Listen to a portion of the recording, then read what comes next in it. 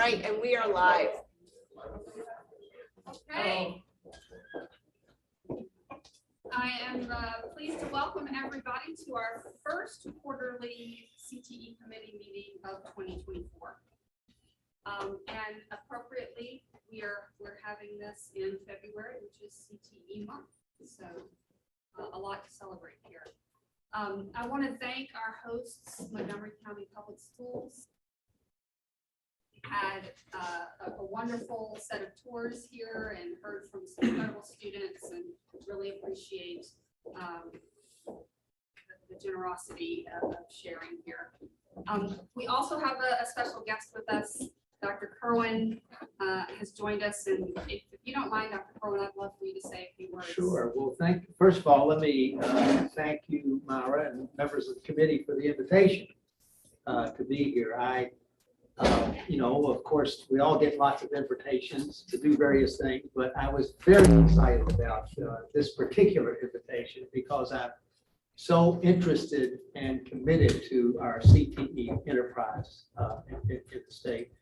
And I want to thank all the members of the Montgomery County Public Schools for the great work you're doing. I've got two granddaughters in Montgomery County Public Schools, so you're doing extremely well by them. They're very happy.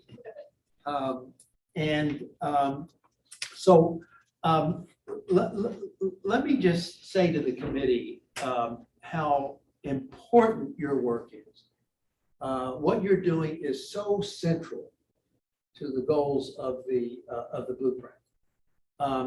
The commission I chaired was asked to look at the very best performing school systems in the world, understand what they're doing that makes them so successful, and import their best practices into the Maryland context. That basically became our set of recommendations.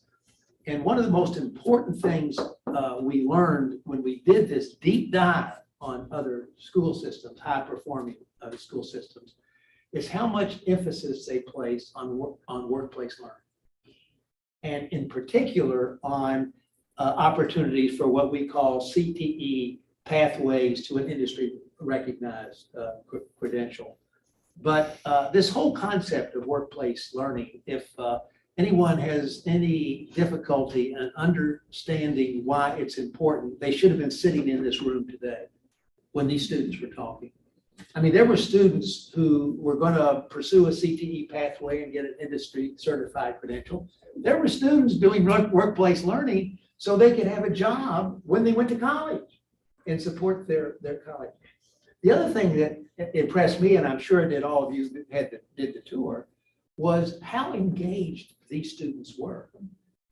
We sometimes worry that kids in the classroom, they don't know exactly why they're studying a certain subject and they don't put their all into it and can even become disruptive and so on and so forth. These kids were they were focused on what they were doing in a very serious way because they saw the relevance of what they were learning. So the goal of the blueprint, not a hard and fast goal, but just sort of an aspirational goal, is that 40% of our graduates will choose a CTE pathway leading to an industry certified credential. That's an enormous volume of students. So I'm just telling you that because that's what you're overseeing and how very, very important it is.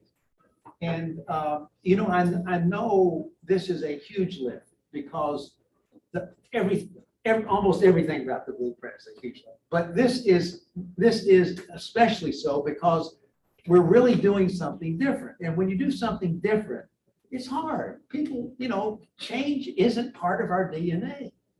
And so bringing people along, getting them to change and support this activity is not easy. But I can't tell you how heartened and encouraged I am by my visit here today to see what Montgomery County Public Schools are doing and what a difference it's making. And you're well on your way to building the kind of program we want to see. And I commend also the great dual enrollment program that's been developed here with Montgomery College. So I came today excited. I leave today on a high because I've seen it can happen, and there's evidence right here at Thomas Edison and in Montgomery College.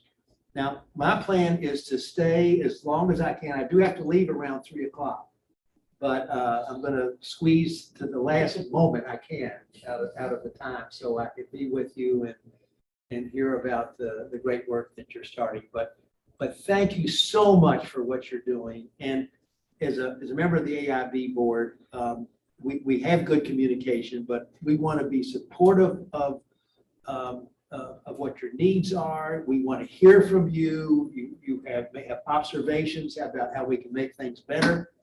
And we have good lines of communication. Rachel we have two Rachels, Yes. Rachel Parker and Rachel Heiss, and they're joined. So that's just great. But again, thank you for having me here today, and just a joy to be part of all of this. Thank you so much. And the people listening live, if you're in the back, you might need to speak up a little bit since the microphone's up here, Myra. Okay, as in the. Yeah.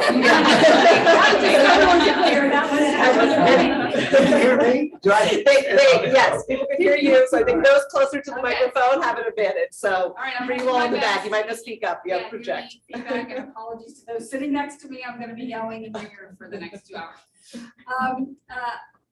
I'd like to next welcome two folks. First of all, Dr. Donald Boyd, who is the newest member of the Governor's Workforce Development Board and this CTE committee.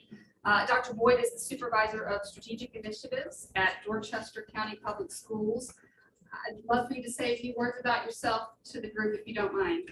Absolutely. Well, I'm honored to be here today. I bring greetings from the great state of Mississippi, where I started my work as a teacher, an assistant principal, and a transformative principal of schools. And therefore, I transitioned to OSCE as I worked in early childhood education, policy planning, and research. I did a stint with Education Pioneers. My background is in biology, chemistry, and a minor in Russian. Now I've transitioned to Dorchester County, an amazing place where I serve as the blueprint coordinator.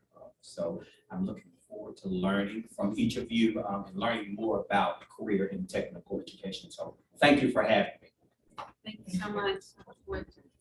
Also want to welcome the new Deputy Director of the Governor's Workforce Development Board, Shauna Davis. Shauna, you want to wave? Stand up? Yeah. Hi, happy to be here, excited about the work.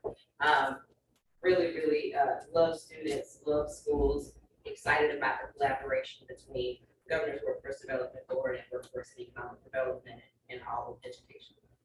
Thank you so much. We're really fortunate to have Shauna. She joins us from Prince George's County Local Workforce Development Board as director there. So she's immersed in the work that we're doing and is going to bring incredible expertise. So really glad to have you. Okay, before we continue, Molly, would you mind calling roll? Absolutely. So the members we have present are Matt Holloway, Dr. Boyd, Secretary Wu, Myra Norton, Brian Cavey, Michael Thomas, and Sharnetta Young. And we don't have anyone joining us virtually at the moment. However, Dr. Wright will be joining us. She just has a hearing in Annapolis, so she will be joining us shortly. Oh, do you see someone? No, it's just John and Lisa, our legal counsel, and John running the slideshow. Thank you. Great, thank you, Mom. Okay, next I'd like to turn it over to our host to give us an overview of CTE in Montgomery County. And so I think we're going to hear from Dr. Pugh, who's the Chief Academic Officer of Montgomery County Public Schools, and Heather Correas, who gave us an incredible tour, or at least I was in her group. She's one of the three that gave a really great tour of what's happening here. So I'll turn it over to you. Thank you. My name is Peggy Pugh. I'm the Chief Academic Officer here in Montgomery County Public Schools. And I would be remiss if it did not recognize the amazing MCPS staff who put today together, but who also uplifts all of the programs. So if you guys would stand up, just so that everybody could see.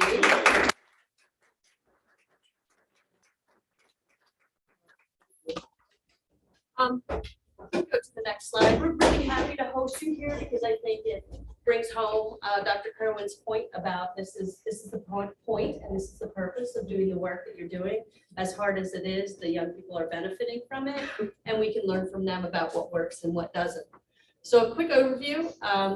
This is a huge district. I came from Washington County, Maryland, 27 years in a school system of 22,000 students to now the largest district in Maryland and the 14th largest in the nation, where our students speak 162 languages.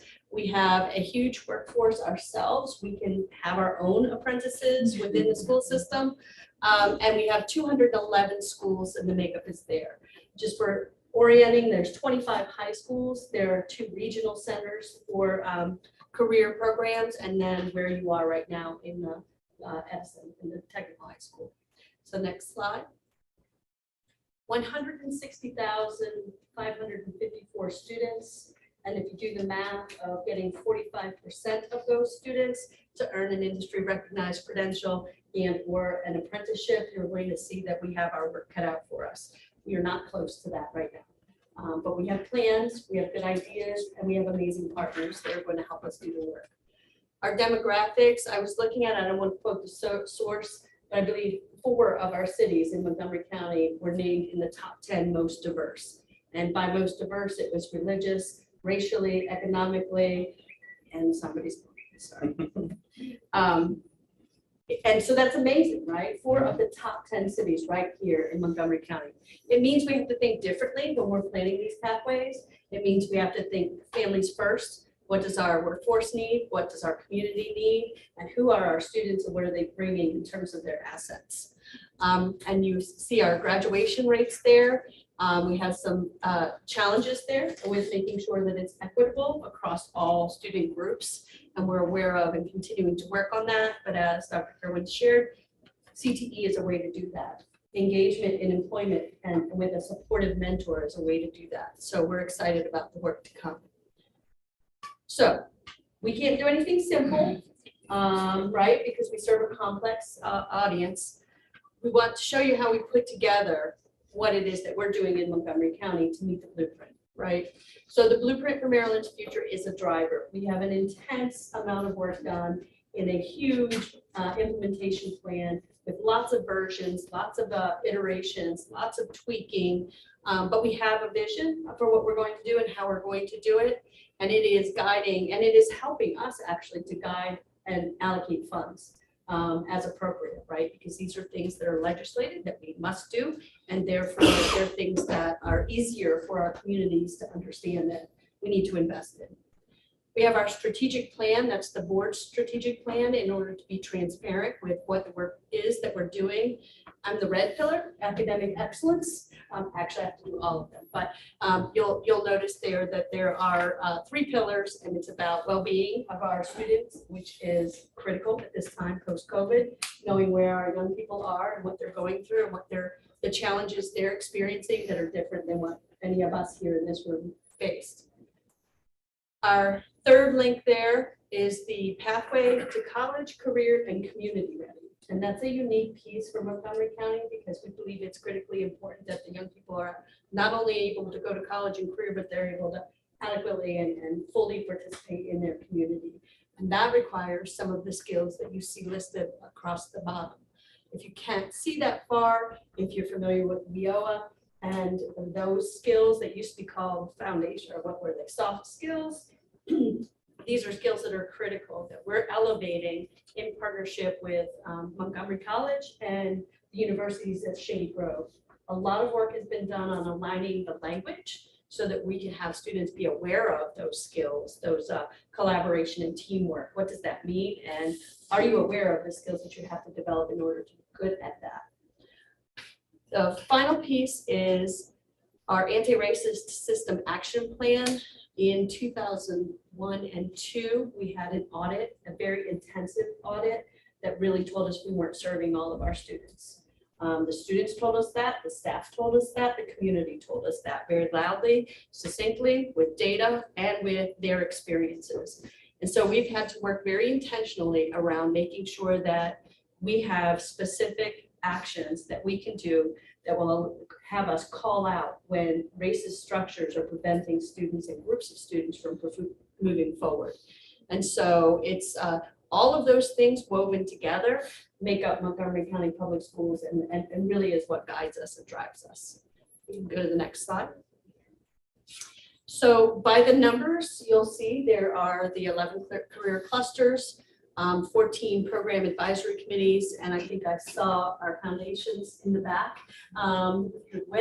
We can't do this without the advisory groups in the industries who know exactly what it is that the next employees are needed, current and future, what the tools and standards are of the industry, and then being welcoming to our students and giving them opportunities to do internships and apprenticeships.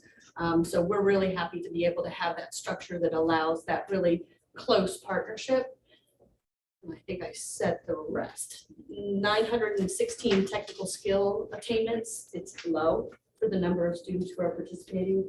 As I said, we're shifting from an experiential model where we were encouraging students to try a variety of things while still in high school to really looking at how do we help them get to a pathway. I'll speak a little bit more on that in a minute. And then obviously those capstone experiences include dual enrollment, internships, and apprenticeships. Oh, and can you do the video? We have two minutes. Sure. Yep. Oh, I I know you heard from the students, but this is a professionally done piece from the mouths of our students. I said, Genevieve, I get to do the video. It's the best thing. It's a really positive. If you weren't able to go on the tour, this is what our students would tell you.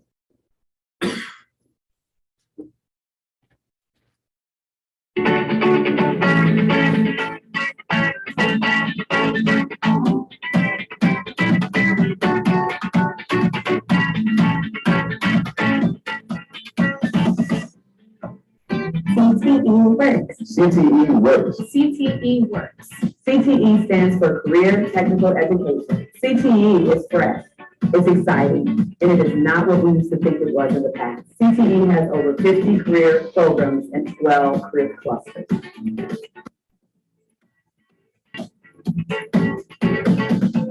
And it allows students to be engaged in the classroom. There's so many programs and so many different interests to choose from. It's amazing. They let students explore career opportunities and what they may want to do in the future. And I'm very lucky to take these classes because it really shows my creativity. After I graduate from this program, I'm going to go to college and then I'm going to continue my business track. So that way I can become a very successful businessman in the future, make lots of money. I'm interested in the medical career, so this program helps me explore a lot of options in different career fields. I'm in computer science and I love it a lot. I want to do it for the rest of my life. CTE catapults students into their future, and it allows them to test it out. It allows them to kind of see if this is an interest that they have. And many of our students go on to post-secondary education or to college, career, whatever it is. And so they walk away with knowledge, but I think they walk away with almost finding a place that they fit. And I think that makes a difference with learning. And as students can get passionate about a future and a vision, then all the other subjects kind of come together and they see how they work to get them to where they want to go. And this class I'm really locked in because I'm really passionate about any subject. This makes me very excited for my future. I definitely enjoy coming to school a lot more since I can do something that I like. Ever since I can take cosmetology, it has been improving with my grades. And now I am an honor student. The classes are rigorous and fun because they focus on my interests. I used to be very shy. I didn't like presenting, but this class really brought me out. I love coming to my CTE class every day because it brings out the best in me. Students go on and do an internship. They get to go out in these workplaces and put together all of the learning that they have learned in the classroom and gain new learning. During my internship, I got to use all the skills and talents that I used in class in an actual work environment. So these are actual like, skills that bring value to the table. CTE has expanded, which allows this to be more accessible and provide more opportunities for all students. Many of our students are dual enrolled. They are able to take AP courses and leave high school with college credits. And so CTE students also have industry certifications, which allow them to go right into the workforce. They go in sometimes making even more money, and they get to do things even faster because they've eliminated some of those certifications just by doing them in high school.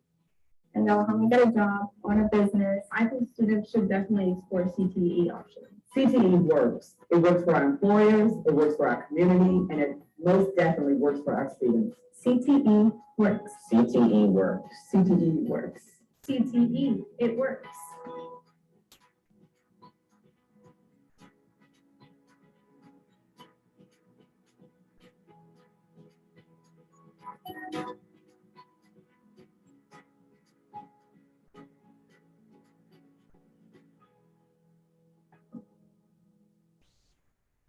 So thank you for your indulgence, because I do think it's important for the kids to be able to see themselves and in what their futures may be, and also for them to be those individuals that other children can look up to, right? If somebody like me who's doing this work.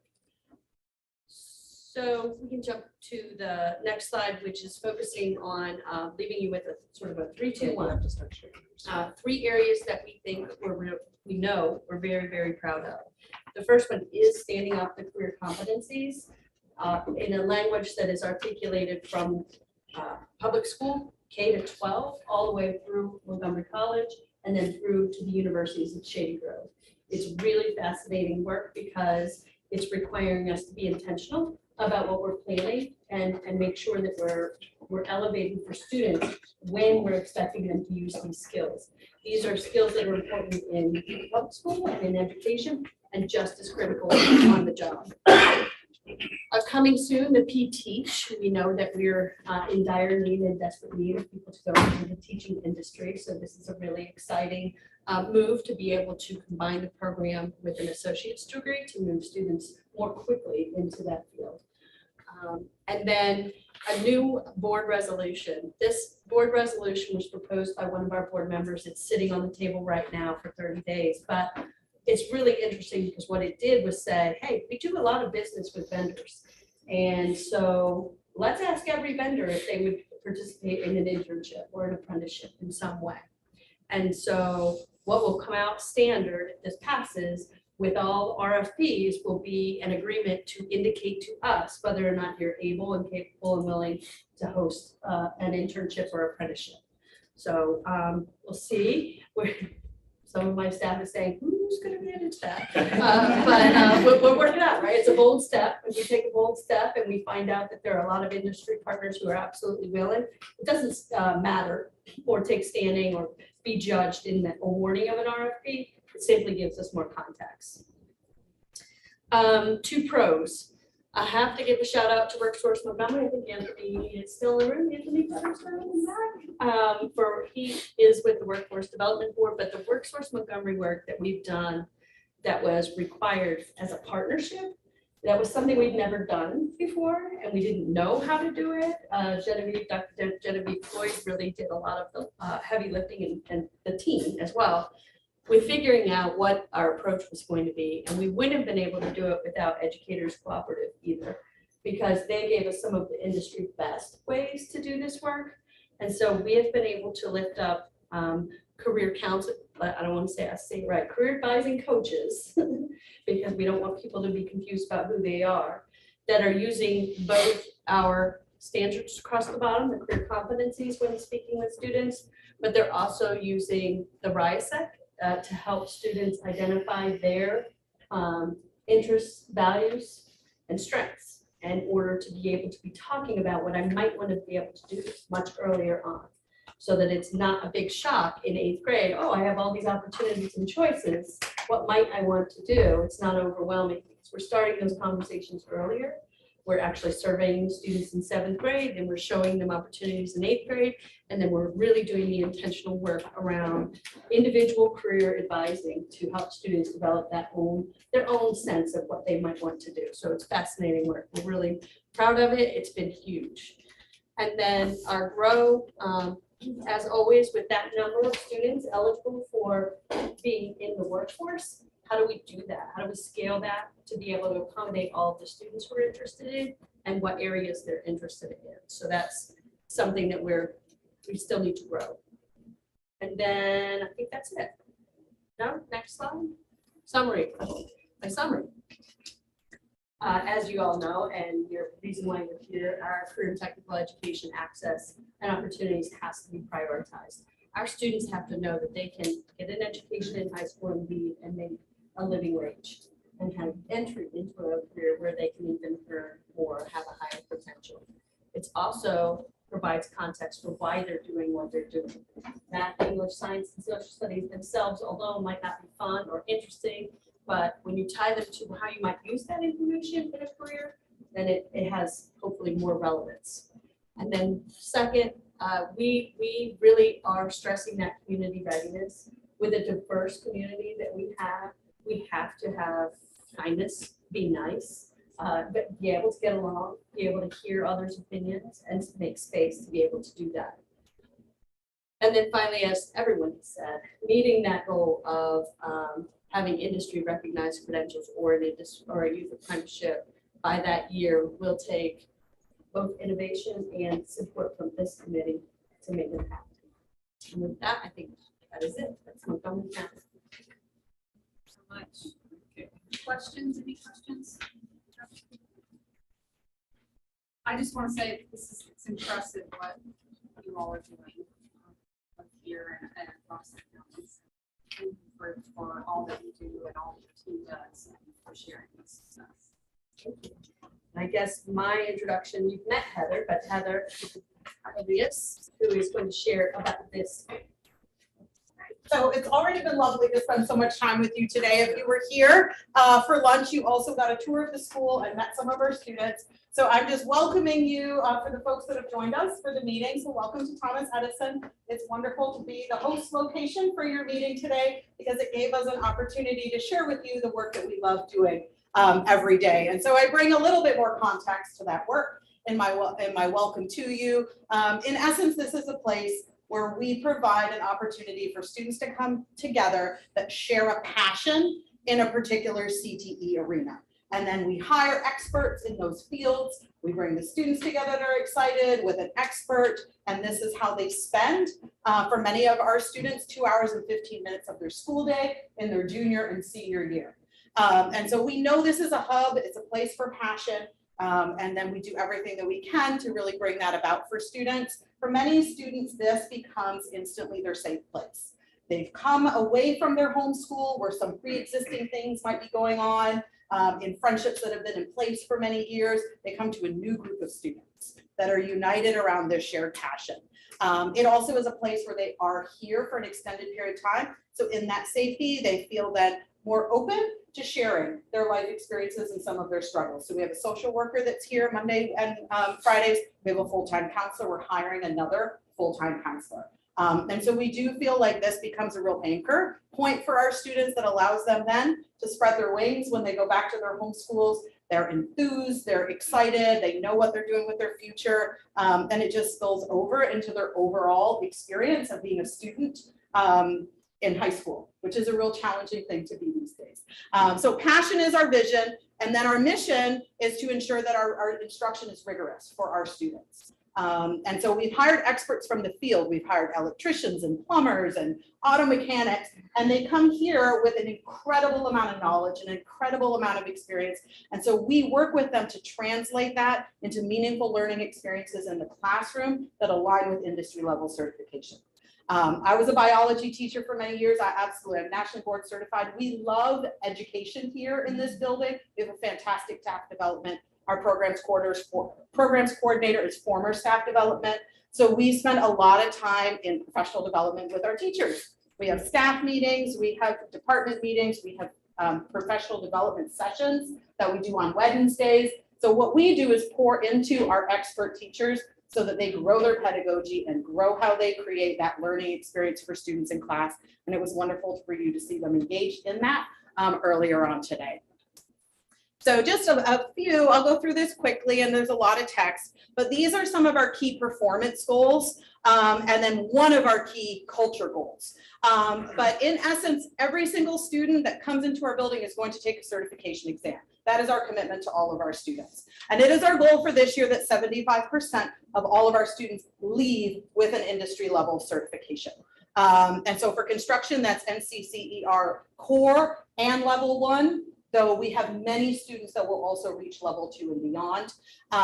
For health professions, it's CNA, for cybersecurity, it's CompTIA, and on and on. And so we are very committed, and we will hopefully you come back next year, and it's at 85% of all of our students will leave with. But we know that there's a varying degree of rigor in these different certification tests. So we have some classes, 100%, everyone's got it. We have some classes where it's 40%, and we're really working to ensure that our students are getting the skills instructionally that they need to perform. But as certifications, quarter grades earned, our students that come here, their grades often count towards their GPA 3 times or 2 times. So isn't that awesome when you come here and you get an A 4.0 times 3 on your GPA? Already things are looking better.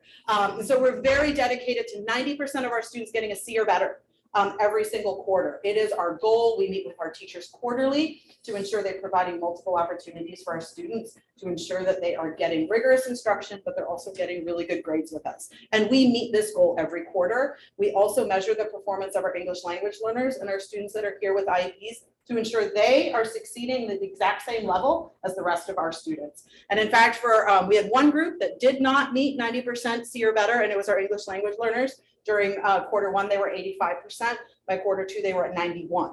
We sync ourselves into the areas where there is need that is reflected back to us in our data.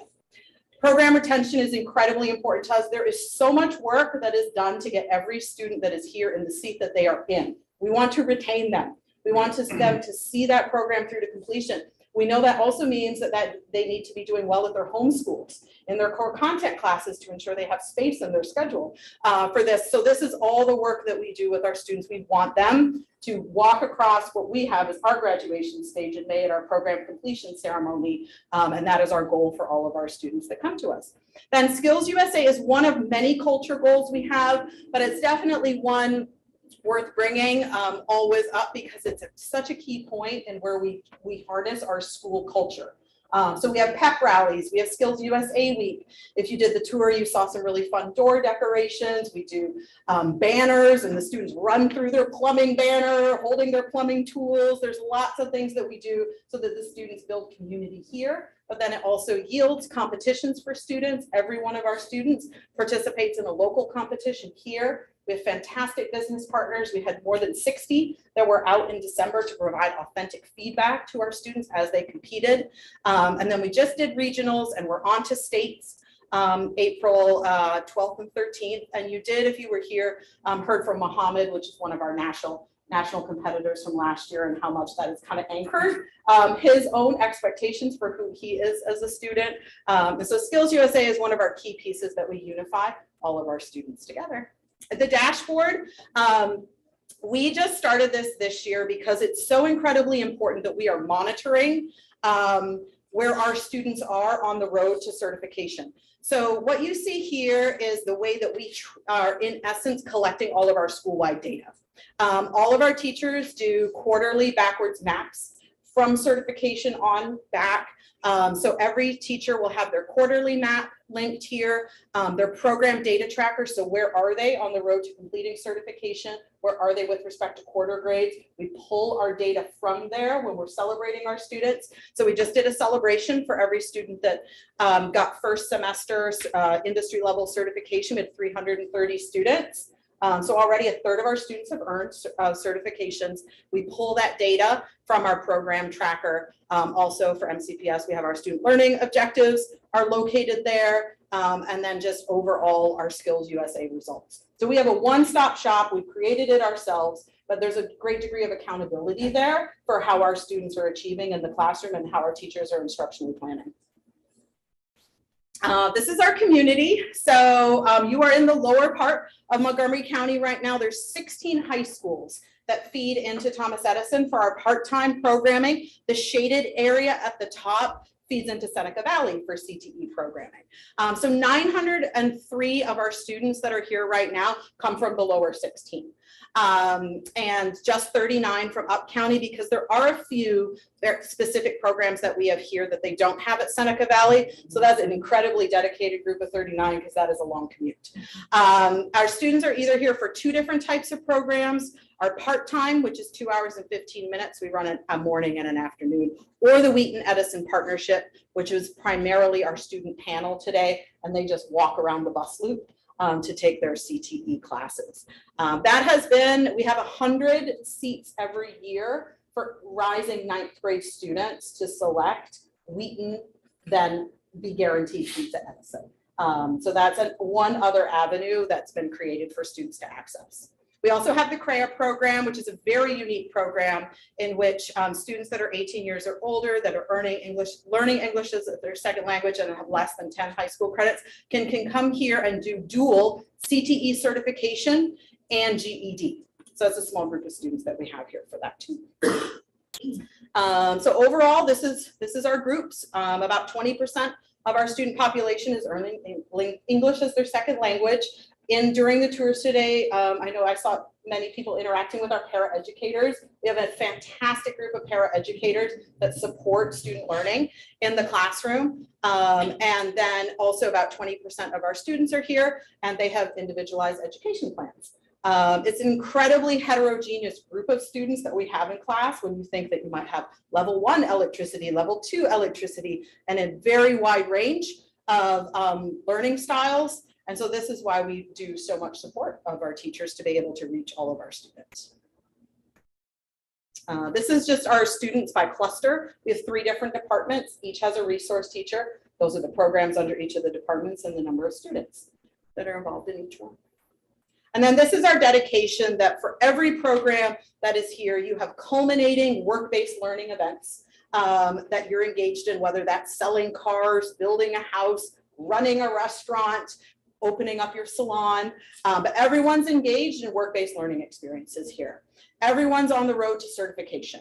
Everyone has opportunities for college credit, and it was nice in my tour group today, we met our college professor that was here from Montgomery College. And then shared elements, we have fantastic opportunities for our students for field trips. We are all about field trips. Let's get our students into the community, experiencing different things. Our cybersecurity students have been to NIST, they're going to the FBI, they went to the Cryptologic Museum. There's just so many great things for our students to be doing in the community. So field trips, Skills USA, and then we just have incredibly robust business partnerships where people in the community are really just sinking themselves into our students, and it's phenomenal.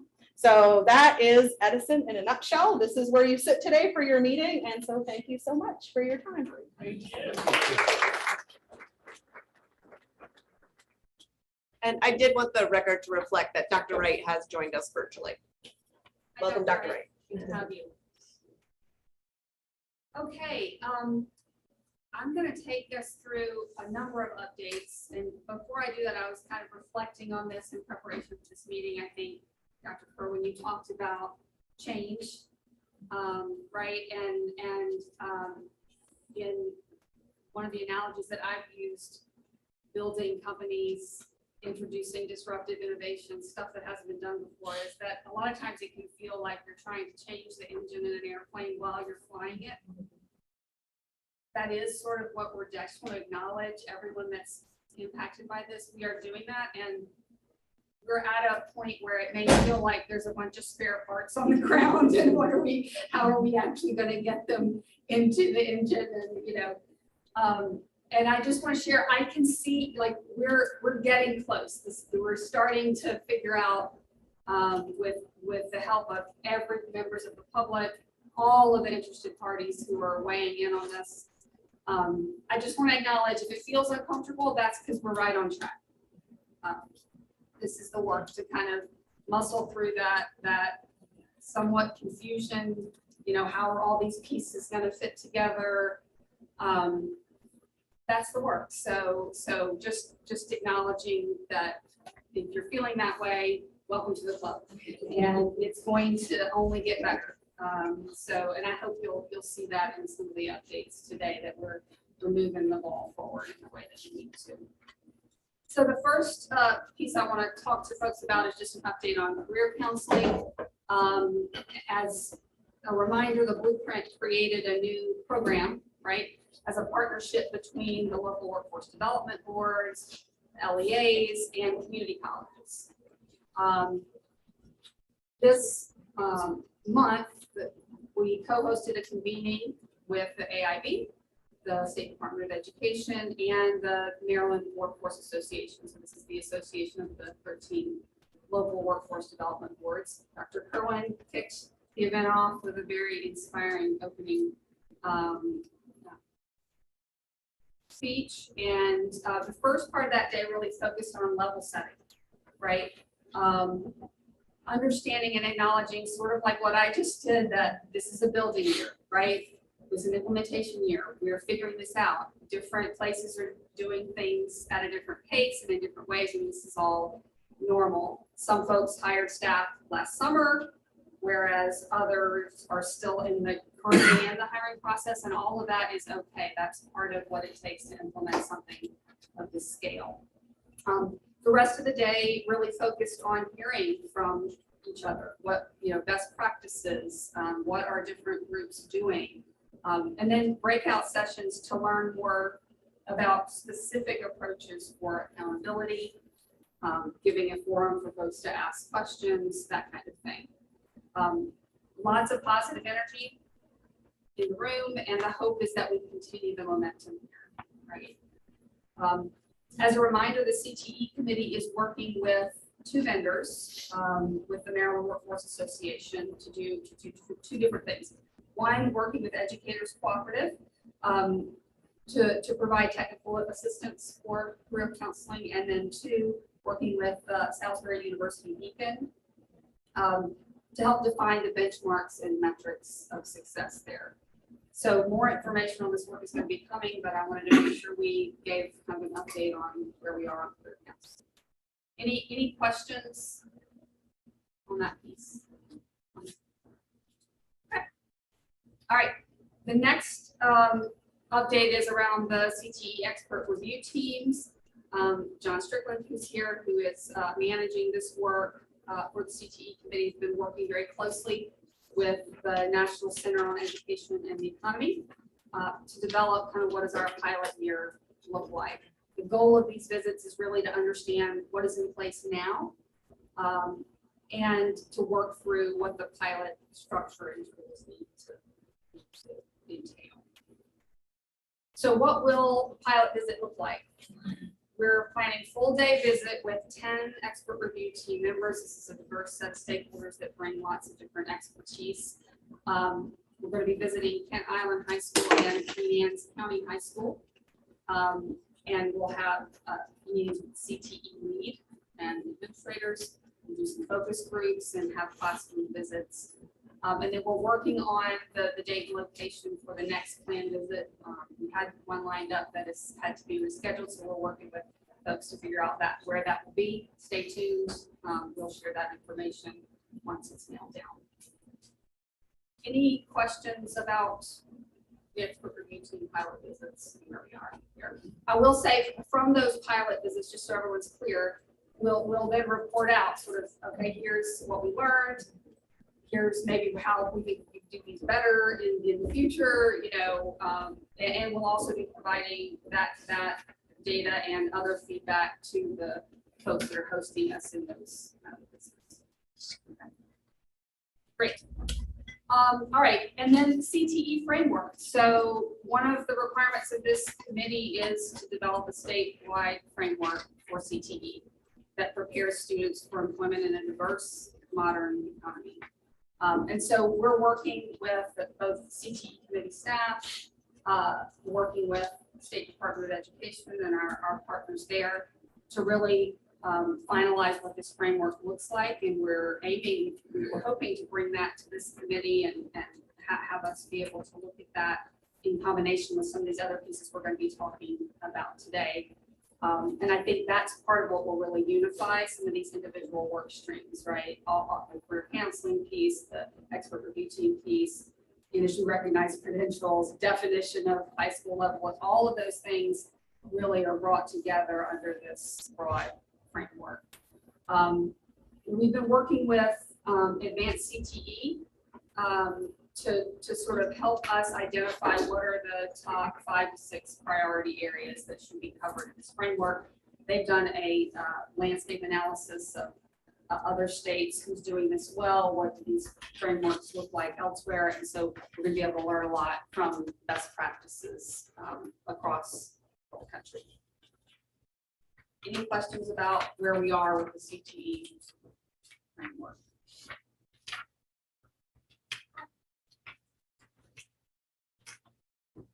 Okay, a few other updates just from the legislative perspective. I just want to let you guys know we're monitoring a little over a dozen bills that impact the Governor's Workforce Development Board, CTE Committee, and the Blueprint, and we'll report out on those in our next meeting after the close of session when we kind of know where things landed.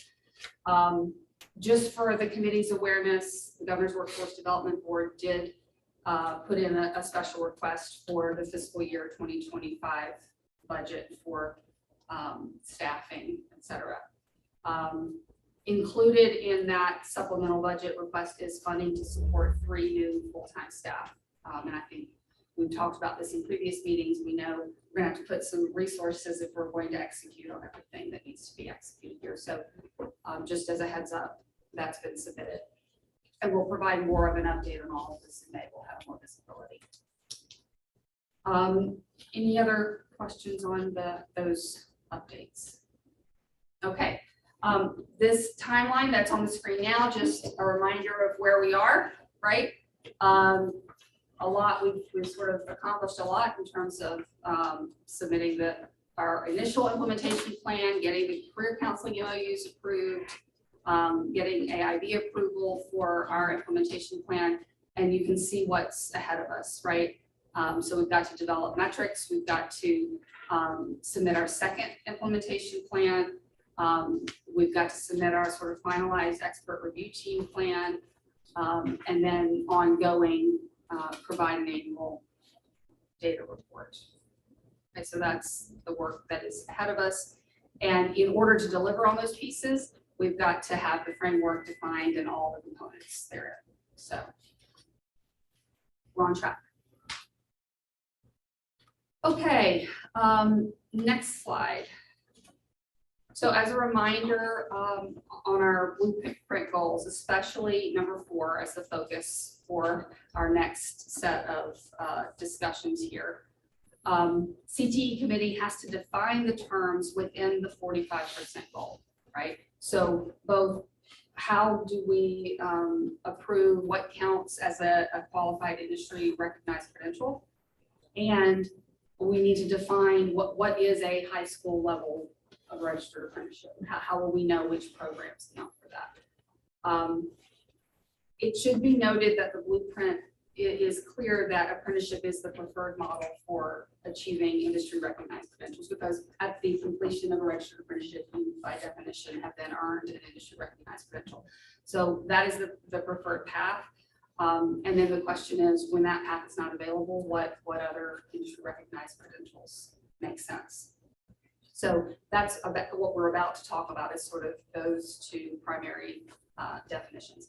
So if you remember at our last meeting, we adopted an initial industry recognized credential sort of framework definition and a set of 10 criteria. We then opened this up for public feedback and got incredible feedback from a lot of different stakeholders and varied ideas. And so the CTE committee staff incorporated that into the draft. We're going to have Molly and others walk through what that feedback was and kind of where we landed. And then we applied that rubric, if you will, to the current set of industry recognized credentials to identify what would count under this current rubric. This is really the first time that Maryland has enacted a set of statewide quality standards for industry recognized credentials. So I just want to take a minute to acknowledge that just doing that work and what's in front of us to finalize it is a pretty huge step forward for the state.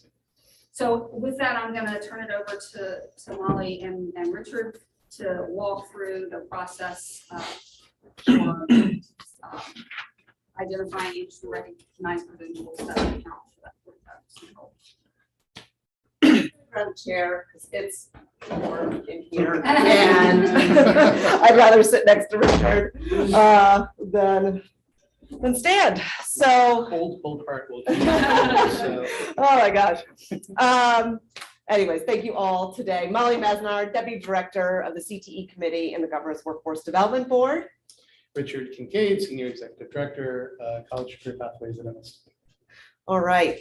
So as Myra touched on, the blueprint defines this 45% goal, and on paper, it looks pretty straightforward, right? You have credentials and you have apprenticeship, but as we all know, there has been a lot of work behind the scenes to define these two pieces. And as Myra noted, this is really the first time we're focusing as a state to have these quality assurances in place. And so probably early on in Richard's tenure, we really realized that the blueprint industry recognized credential list could not be different from MSDE's recognized credential list, right? And Richard can go into it more, but basically for Perkins and so forth, they have a list of industry recognized credentials. And I think that list used to be somewhere in the 500s or so forth. But that included technical skills assessments and some other pieces. So, we recognized early on that, we need to be working together. And of course, that's the whole point of the blueprint, right? We are collaborating, whether it's on Perkins, CTE, and really just the statewide system here. So over the last 6 months, we kind of started this process by really looking at best practices across the nation. And, through that, we kind of honed in on a couple states that really were elevated in the sense of they mirrored, sort of framework that we were looking at, but also, the spirit of the blueprint was really there. And so from the state assessments we did, we kind of honed in on what are the core elements here, what are the themes that we want to bring to Maryland. And through that, we drafted a initial definition of industry recognized credentials, as well as 10 core criteria to assess a credential flag. And the intention of that was basically we presented that definition and 10 core criteria to the CTE committee members back in November to adopt this initial proposal. And the idea there was really now we could open up for public feedback. And we had wonderful responses. So I think between Richard, myself, and Rachel, we spoke at many stakeholder groups, presented this really across the state. And then we also disseminated a survey, really reaching over 300 stakeholders, not to mention, things being passed along and forwarded. And we received 144 survey responses to our, initial proposed definition. Next slide. And so this just gives a snapshot of who responded to the survey. So as you can see, pretty well represented from local school districts, the business community, really in that employer industry association or workforce board, and then of course post-secondary and our state partners. So we really had a good representation across the state of people chiming in. Next slide. And so one of the questions that really informed our future work was basically of this 10 criteria, which ones do you find essential? And so this really guided us as we were looking at the 10 core criteria on, okay, which ones should be required and which ones should be, maybe preferred, but not required. And because I think when we went into it, we knew all 10 wouldn't likely be required. Most of the state models we looked at probably had maybe 5 to 7, I would say, for required criteria. So we knew we'd kind of be scaling that down a bit. But this really informed that process. Next slide. And so what we did with those 144 responses is worked with MSDE's team to really thematically code that and really uplift recurring themes and feedback and what we were hearing from the community. And through that, really able to kind of hone in and consider, what changes should we consider for the definition, but also what changes to the core criteria, and really kind of being very thoughtful about that, and really taking that feedback and then looking at the state models we had already looked at and saying, okay, how did they address this point of feedback that we're seeing recurring here? And so that's how we really developed what you see before you, which is our updated definition, and then we'll go through the criteria. So the industry recognized credential, I hate reading from a slide, but bear with me, is a formal validation of an individual's skills and or competencies that align with state or regional in-demand occupations as recognized by industry and employers. It includes a certification, license, or credential that is obtained through an assessment process, is portable, and may be stackable. The IRC leads documented positive employment outcomes, ensures relevance to the labor market, and supports career advancement and economic development. So the primary changes that I'll just highlight from the initial definition that we proposed, we really just kind of moved things around a little bit, maybe tweaked a few words here or there, but we did add the regional. That was something that really, the regional in-demand occupations, because that was definitely one of the themes we heard a lot, was that statewide, there's obviously going to be different local and regional needs. Next slide. All right, so we're going to walk you through what we ended up with. So basically, we have 7 required criteria and then 2 preferred. We did remove one, the quality assurance one. And again, that's just looking at the feedback, kind of noting that that was already encompassed in some of the other feedback. So it was pretty like duplicative and not as necessary. So the first core criteria aligns with in-demand occupations.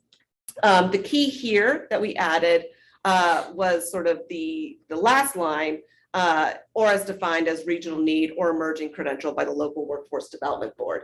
Again, there's a lot of feedback about that statewide doesn't always reflect what's going on locally. And so for a statewide approved list, we do have to be able to consider what is a local and regional in-demand occupation.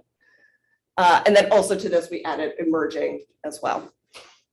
Provides documented outcomes. So this one was originally listed as number 10. So we've moved it up as number 2.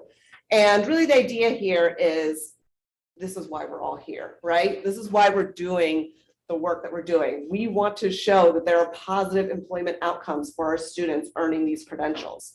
Now, I will have to note that, again, through feedback and as we looked into it more, we do have like a little footnote in the attached document that you'll see, kind of just noting that this might not be the case in all instances. Yes, thank you, Richard.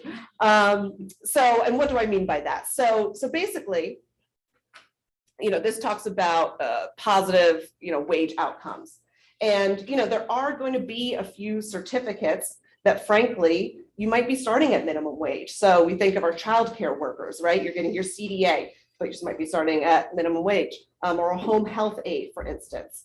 And so but that is both an in-demand, and it's meeting number 1. And also it shows this is part of a career pathway, right? You can earn other credentials and move up the career ladder. So even if the documented wage outcomes on the onset immediately following earning that credential aren't maybe as high as a living wage as we would like to see, there's still a progression there and there's still a pathway for those students. And I think the other thing we kind of just noted was, and now I'm blanking, but basically, again, if it's meeting the in-demand piece and it can be stacked. Oh, thank you, Rachel, you're remembering what it is. Yeah.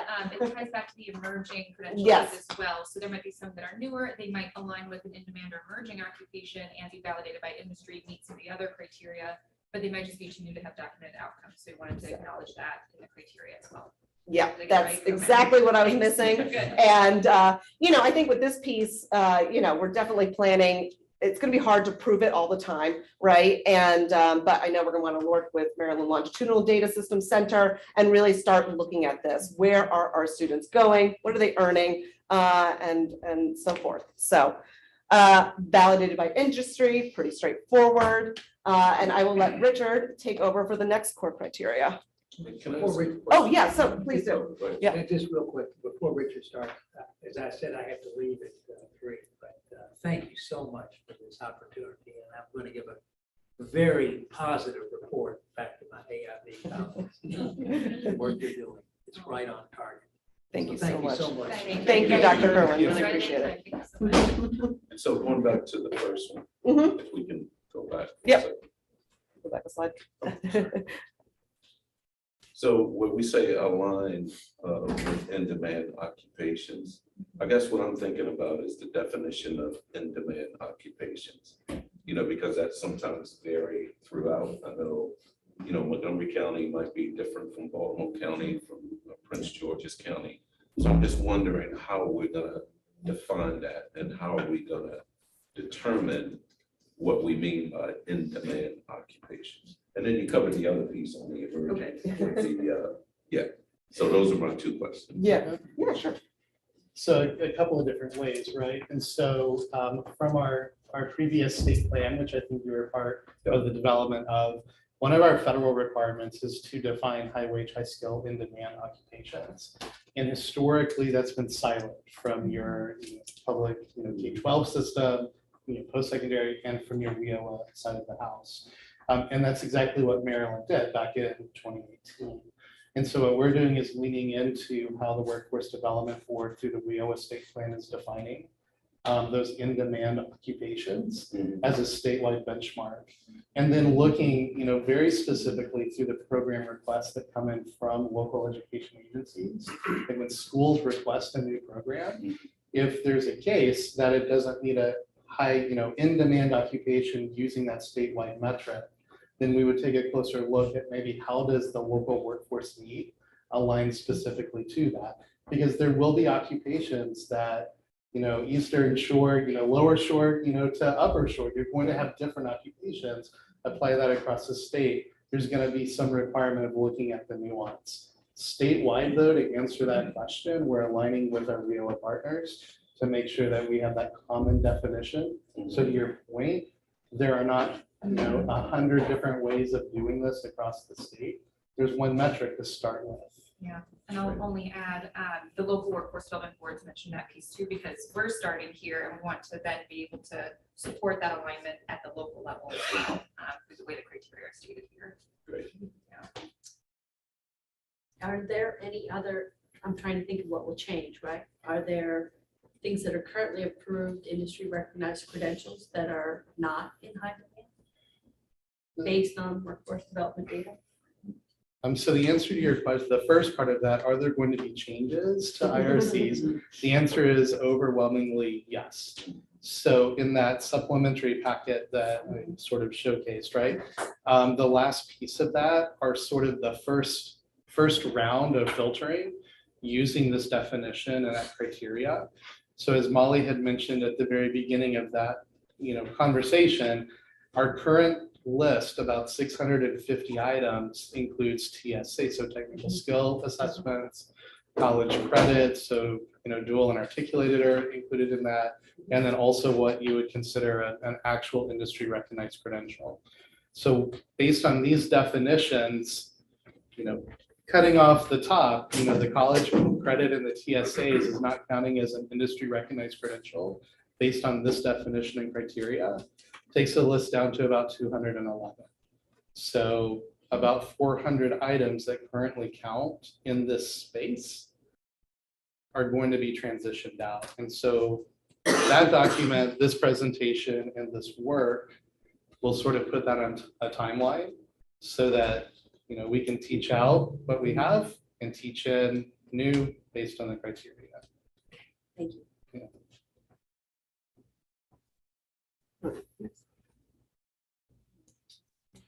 So assessment-based is the next core criteria.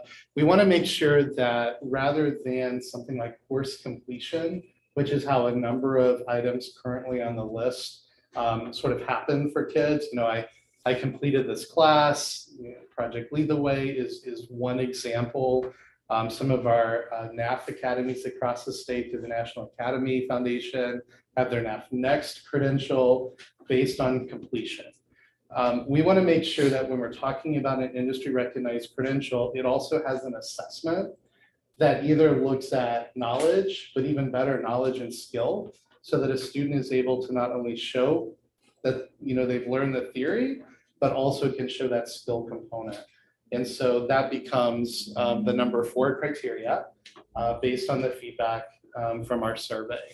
And So a then, question on that. sure. When you talk about Project Lead the Way for years. Yep. Has been lifted up as the premier CTE program in the state.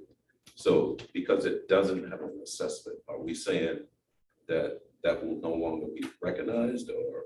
what are Well, we it does saying? have an assessment. And so what we do is we say, the Project Lead the Way, basically merit badge, you completed the course, no longer counts. But the industry specific components of it, some of which we saw on the tour today. So Autodesk, Revit, the things that our architecture class are doing are still common 3D rendering softwares that run, pretty cleanly through Project Lead the Way. Those are examples of how industry strength credentials can still be embedded in these programs. So you're gonna redefine, in other words, and not do away with. I mean, Maryland has done a really nice job, even with Project Lead the Way as the example, redefining it doesn't change the industry credentials that are currently being offered in many of these programs across the state. Our kids are already earning these, right? We're just cleaning the list up with them. Okay. Yeah. That's a question. When we're looking at the assessment piece, who determines whether it's going to be written, oral, or performance-based? Is that based on the teacher in the classroom? And then is it like criterion referenced? There are a set of standards that go along with that. That's a great question. So when we talk about assessment, these are assessments that are created by the national certifying bodies, right? So for example, if you're in an automotive course and you're sitting for an ASC certification, those are created by that third-party entity, right? And some of them may be online, some may be skill, some may be, knowledge-based, right? So what the teacher would then do is take those components, which is the next piece, the standards that are aligned to that assessment.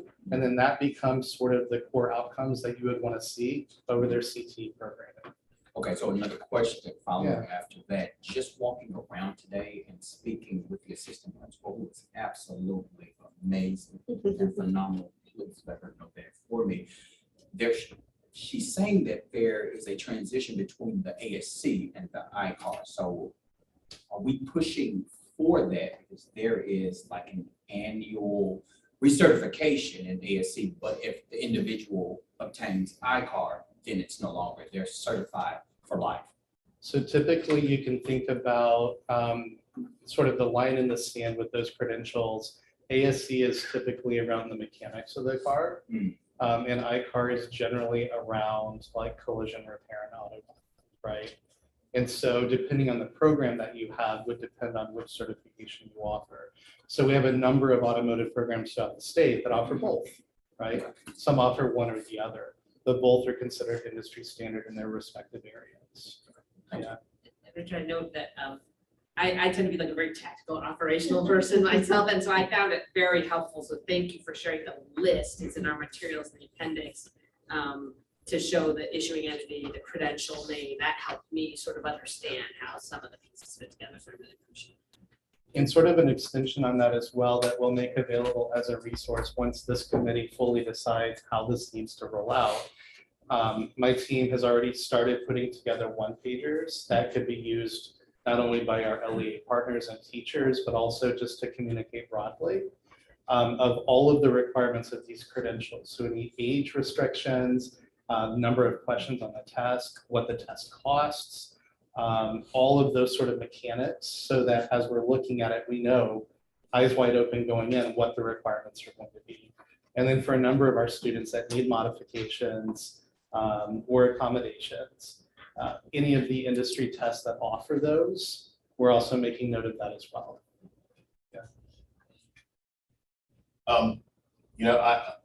The industries that have certifications and licensure are easy. They have it. Our challenge is going to be the ones that don't. I come out of the construction industry, the electricians, the plumbers, the HVAC, just to name a few. Licensing and certifications are easy. but I'm an insulator and I know painters and I know carpenters and there is no licensing or certifications. I'm an apprenticeship program and there can be people that go through these programs in high school that we need to figure out, okay, how do we get them those credentials? Unless we would have our own, pre-apprenticeship program in high school, which we don't, you see who the trades that do and the list that was up there earlier. That's where our challenge is going to be. The certifications that exist are easy. Yeah, I agree, and that's what I was kind of alluding to earlier, we really do put those pathways that have been successful. And that have led to employment, but don't have a credential, tied to it. Is that a redefinement, because in my mind, we shouldn't just discard it and say, okay, well, we have this new definition, so now we're gonna move in this direction. We need to look at each individual program, I think. And we sort of need to kind of make that determination. So, yeah, you said it better than I did. Yeah, and I think as a nod to that is, there are going to be industries where an apprenticeship is a better fit. There are going to be other industries where an IRC can lead into an apprenticeship. And then there are going to be situations where, the industry credential is what we're going to get, like in that industry or with that particular student. And I think sort of a nod to those things is what we're attempting to do, but also just sort of level set the expectation. Blueprint is only looking at 45% of students, right? So there are going to be programs, like you heard, 5 students today with 5 different reasons for being here and 5 different trajectories, right? I would say all of those are going to be successful, but they all sort of get to work in a different sort of pathway, right? And so it's important for us to recognize that we're not trying to figure this out for 100% of students. We're trying to figure it out for 45%, knowing that pathways may count in that and pathways may not. If it doesn't mean you eliminate it. It means, it's just not counted, right? And we continue on because we're in the business of doing what's right for kids and making sure they're ready for the world, right? I think that's a really important point to underscore, that there probably, and I'm thinking about agriculture where this is not, industry recognized credentials. It's not really a known thing there yet, but there are programs of study there that we absolutely need to have. And so there are going to be programs of study that we say are incredibly valuable.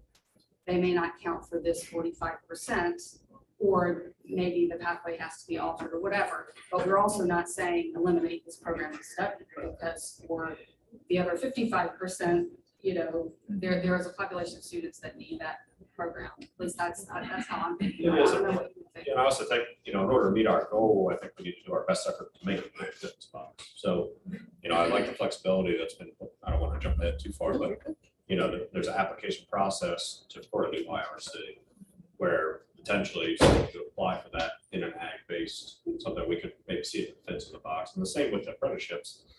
I think apprenticeships maybe fit the mold for agriculture better than many industries. And, everything I've seen in here kind of talks about flexibility, how the 144 hours can be delivered through state-approved CTE programs. You're already kind of earning that, time towards it. So, I think it's going to be tough, and but I don't want people to think that we left behind. So, just because you didn't make the list, I mean, you're not still going to be available to all students. No, it's not a definitive, there's going to be an ongoing process. Right. Hopefully we add to that list. Yeah, and I think I like what you said there, because it's also like, actually by determining what this framework is, it means any industry, any could say, all right, we think we need an IRC, and here are the things we need to figure out. And then you get employer engagement, you get industry association engagement. And we're going to need that to hit that Yeah. goal. Yeah. We're going to have to throw as much of this to the wall and see what makes sense. And so on the next slide are number 6 and 7. So first, attainable and accessible. We want to make sure that the credentials that are on the list are appropriate for high school students and they're able to earn them. And so, we're on a tour just this morning of programs in Carroll County. and they have a diesel program. And I said, well, in this diesel program, are you also thinking about offering a CDL option? And they said, well, in order to do a, intrastate CDL license for them to go and do the driving on the road, federal regulation says they have to be 18, right? If they're doing interstate commerce, it's 21. And so looking at that as an example, I don't know that we would necessarily put that on the list, but there could be things that we do to get ready, kids ready for that eventual pipeline, right? And so, these credentials, pressure testing them, are they attainable for high school kids? And those that aren't, thinking through how we might use this now as a pathway then to get them ready for that credential when it's available. And then 7th, we want to make sure it's portable. I think one of the last things that we want to do is step into a credential that's only valuable in one county or only valuable in Maryland. We want to make sure that kids have, all of the options that we also have, right? And so that becomes one of these criteria. And the definition for this really changed, again, just recognizing the regional need across states, whether you're in the Upper Shore and Delaware, and kind of just recognizing that. So really highlighting the regional part.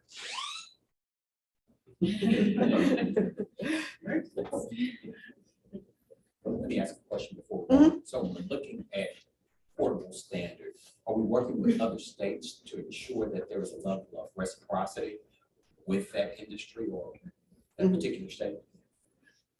Yeah, we haven't specifically worked with other states. I mean, we worked closely with Delaware. That was one of the models we were looking at. So I think, certainly when we were looking at the list, kind of comparing there. But yeah, I mean, I do think when we're looking at the criteria, portable does mean it is recognized, whether it's the other states around us or across the nation. And really be considerate of that.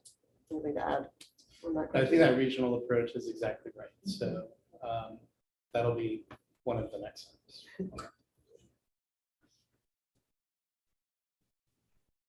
And then these are the 2 criteria that we moved to be recommended and preferred, but not required.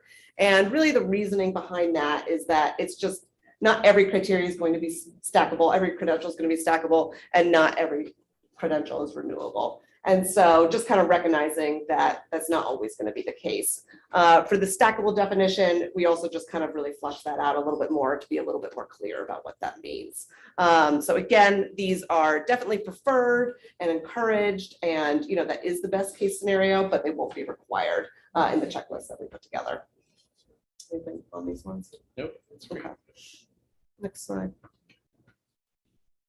I'm going to let you talk through the review process.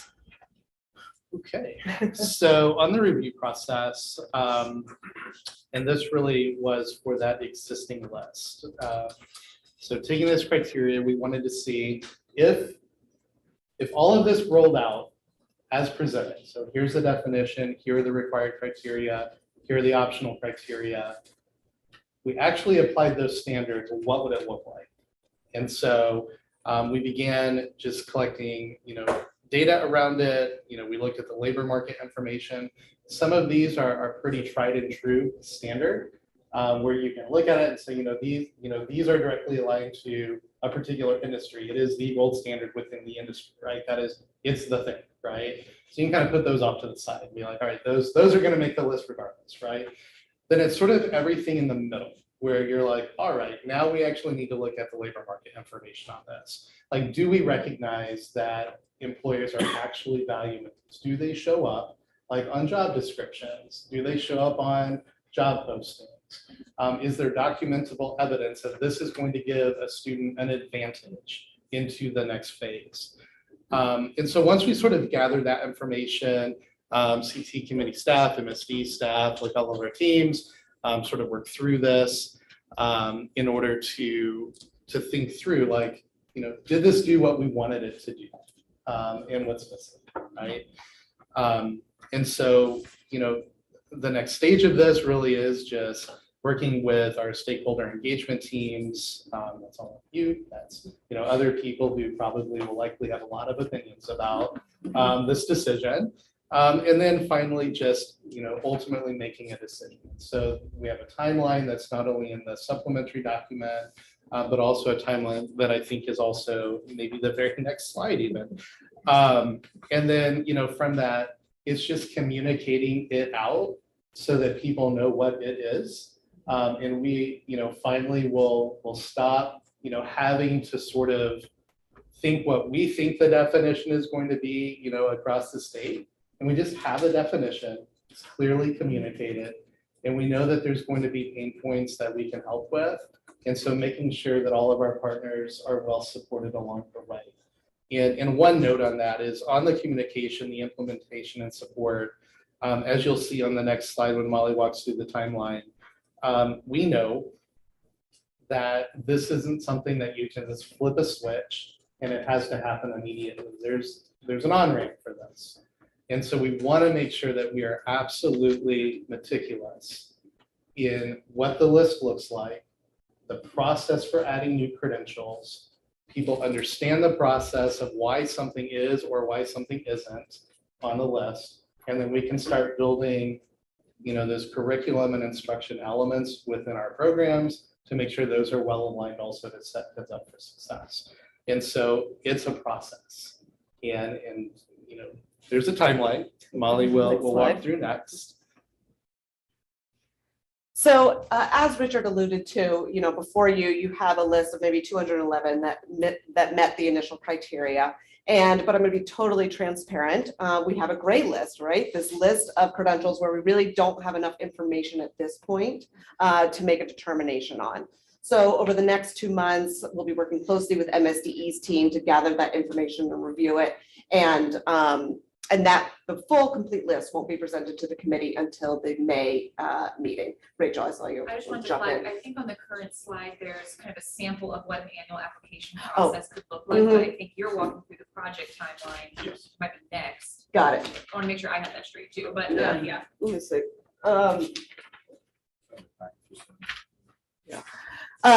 So to Rachel's point, sorry, this might actually be the last slide on the IRCs, but yes, to Rachel's point, so that's kind of me walking you through the next few months. And I know, there might have been a few questions on some of the credentials that are on the list as well. So I would just encourage CTE committee members to reach out to us, if you want to see any of the documentation and supporting documentation for any of those, just reach out. But we'll be working on that to present that to the committee at the May meeting. And really that's to put into place for the 25-26 school year. So the timeline slide that you're seeing in front of you is sort of our normal every year, this is what the process is going to look like.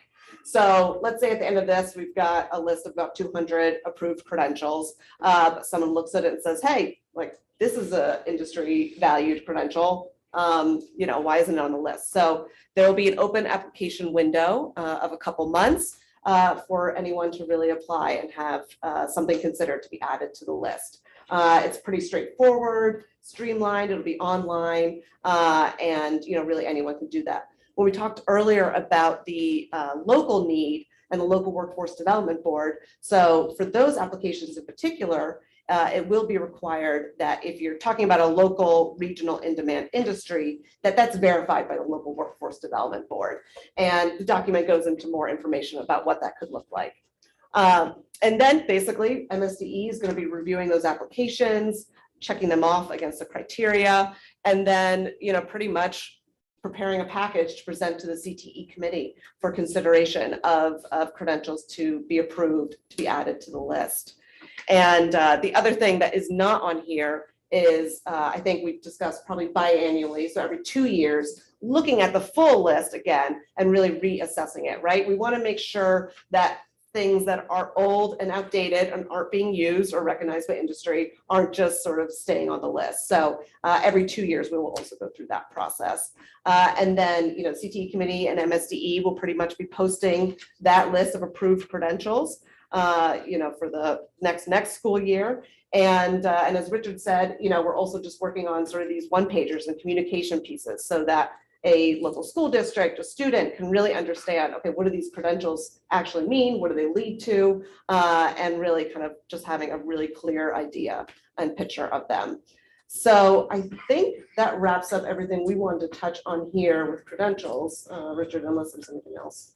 So if I could just put Yep, an yep. exclamation point on timeline. Yeah, thank Because you. I know our LEA friends at home that are Mhm. watching, I want to make sure they feel really comfortable about this. And, you know, Genevieve in the back, I know it will be a question. You know, in the packet, in the supplementary packet, at the very top of the credential list, we indicate that that list will go live July 1st of 2025. Ninja Math says that's about 14 months from now, right? So, you know, on the listing, I don't think we're approving the list today. I think that's a goal for May. But wanted to put this list in front of everybody for an initial sort of look to see where it's at. And then, you know, we know that this list probably is not perfect. We know that, right? We know that there are going to be things that didn't make the cut that maybe should be reevaluated. We also know that there are things that probably LEAs, you know, want to include that maybe aren't on here either. And so to pressure test that process, you know, August 1st, the application will open, you know, people will have an opportunity to go through and apply. You know, we'll go through the process of evaluating and looking, and then CTE committee. You know, you all will have an opportunity to take a look at these January of 2025 to then modify with new credentials the things that need to be on there, right? And so before this even goes live in 14 months, we've already gone through an entire process to add things that might be missing.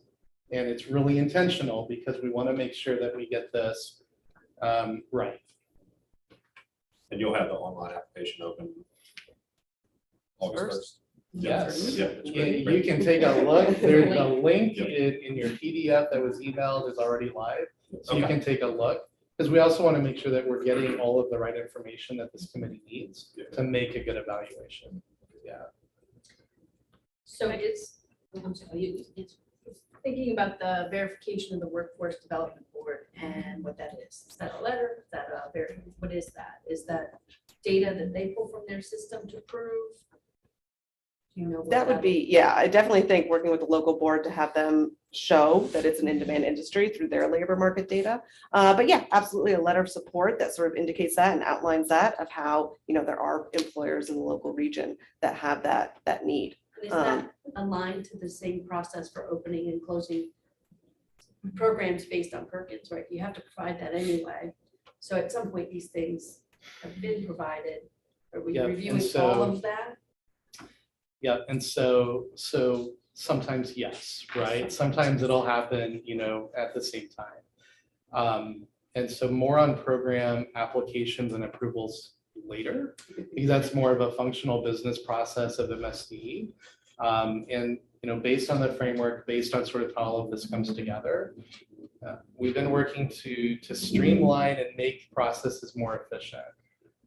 That probably will fall in at some point. I would just say the intention of the committee is not to create duplicative work. So the extent that we can align, this is why this work has been done jointly in even thinking about the framework here, because nobody needs that. We're going to do our best. I just want to give a shout out to the incredible partnership between Richard and Molly, obviously, but just with MSD and speaking on behalf of the department. I know this was, on the one hand, everyone's like, oh, yes, of course I know what an industry recognized credential is, but then actually getting it on paper and getting all that feedback and really trying to incorporate it, being so thoughtful about it.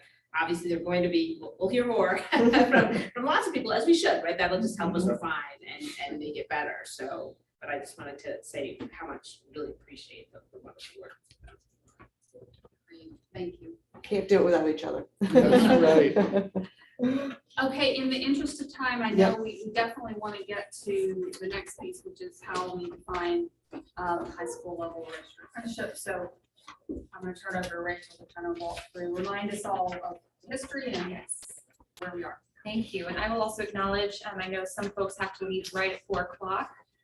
So I'll do my best to be as clear and concise as I can to allow time for discussion so we can make sure we do vote on the next step for this and the movement to hopefully public comment period if the committee feels comfortable where it stands now before 4 o'clock to get everyone out on time.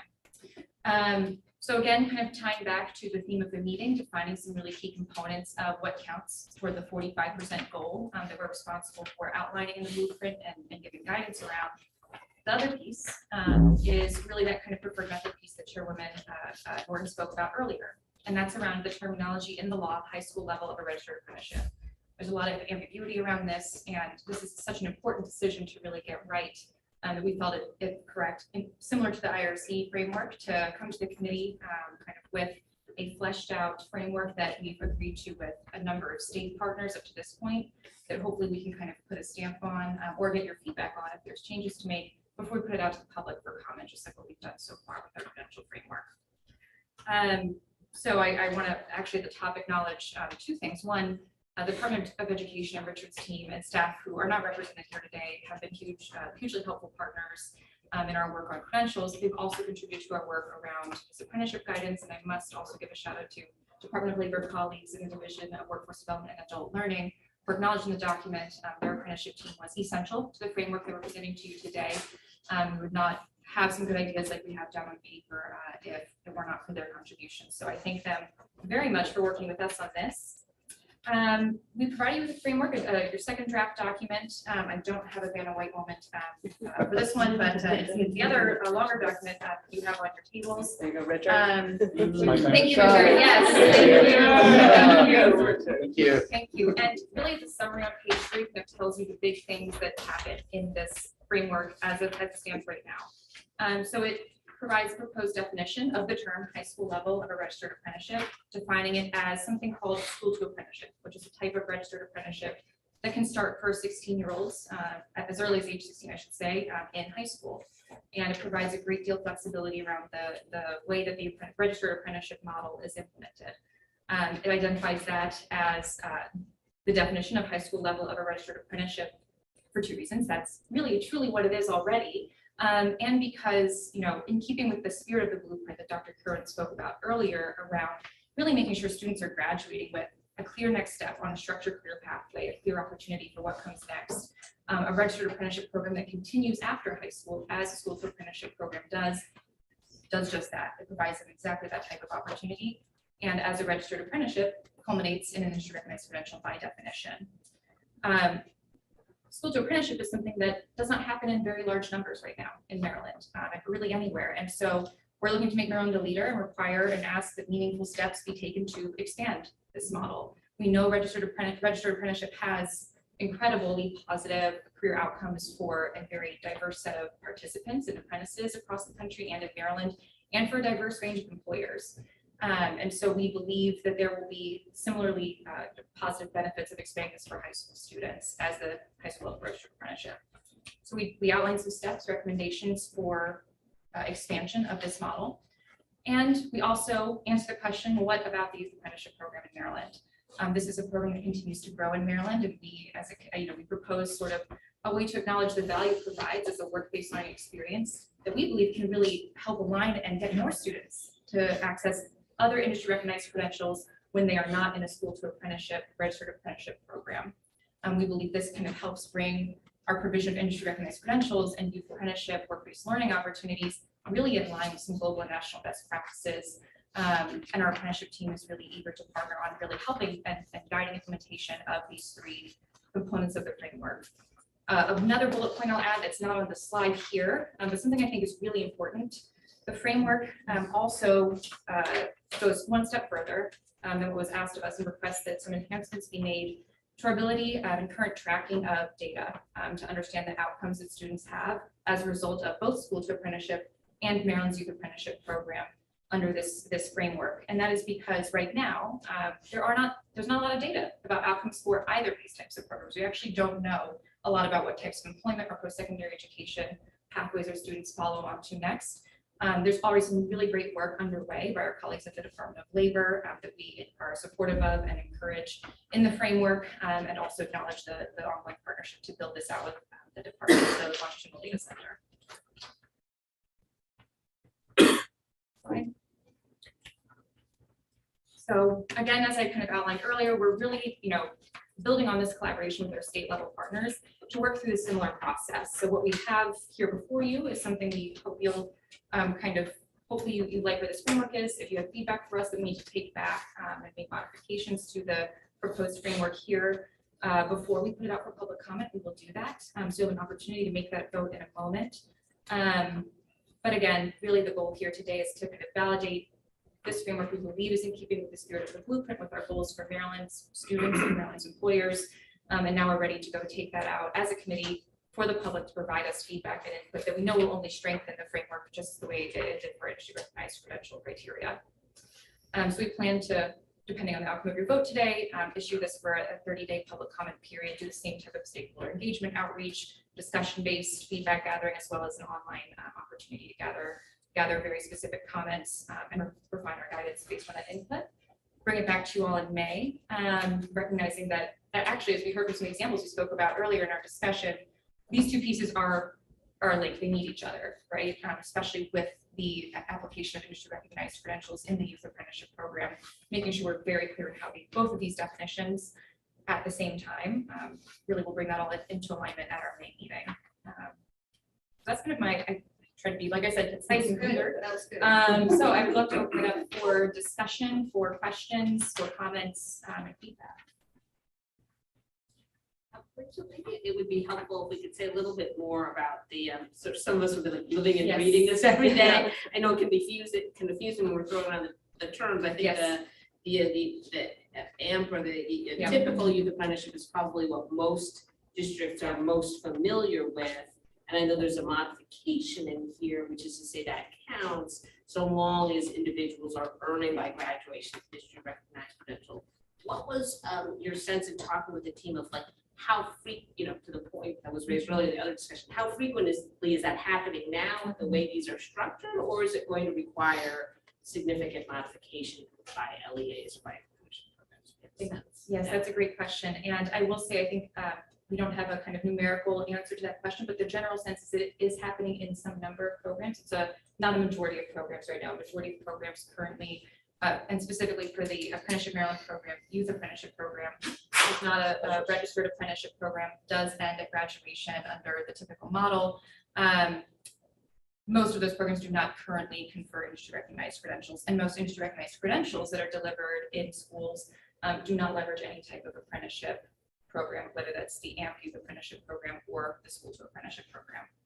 So by including it in the definition, hopefully it'll encourage everyone in interest to think about these things together, how can they overlap? Yeah. Because there are a lot of, credentials on this list that you think, well, that could be incorporated more into membership. Absolutely.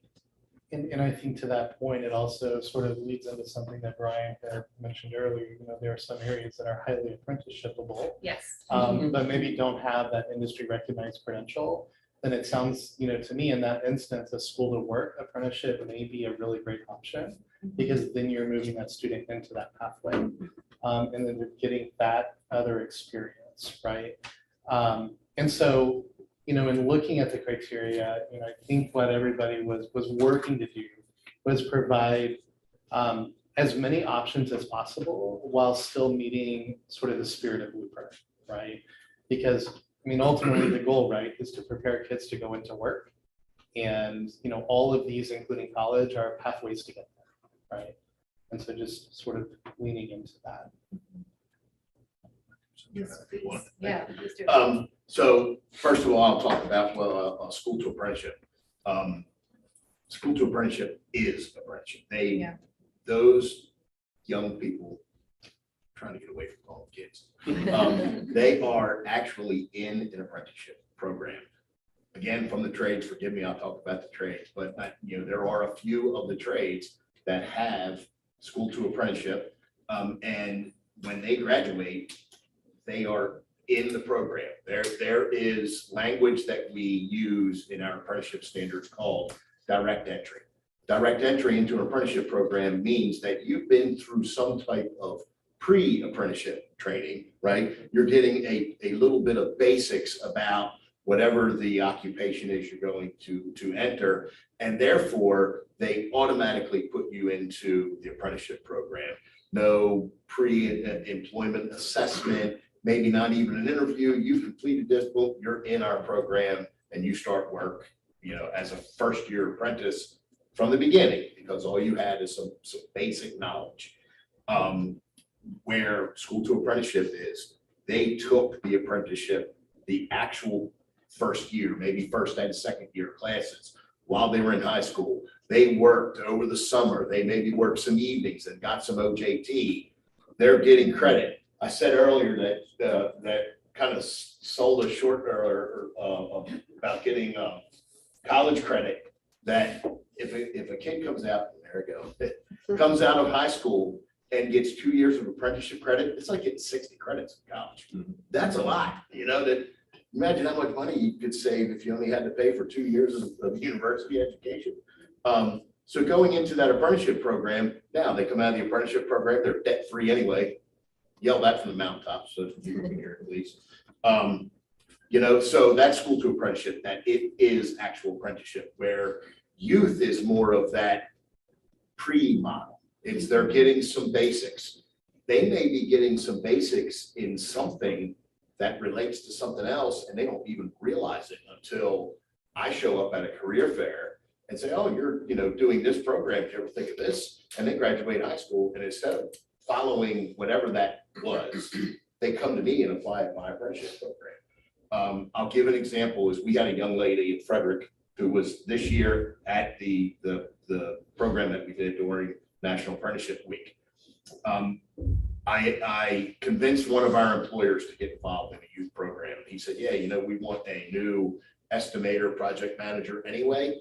Hey, it'd be kind of cool. Let's hire someone from high school and see if we can start them as a junior in high school and carry them on through. That was in, I think, 2016. Everybody here, I think that's when that was. So she started 2016. She's still there. They offered her, you want to go to community college and get a construction management, associate's degree? She said, yep. So she's still there working. She does a great job.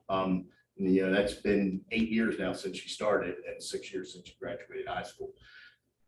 But maybe we should consider too, is that part of what a credential to be recognized by youth is that they do get direct entry. How do we prove that by the time they graduate high school? I mean, that would be pretty easy. We tell the kid, you got to go and get approved by that apprenticeship program, but I don't know how that can work. But if they're taking some training and, like I said, I'm an insulator. Insulators wasn't on those lists of trades. One of the things that was on those lists that is in almost every school system in Maryland is welding.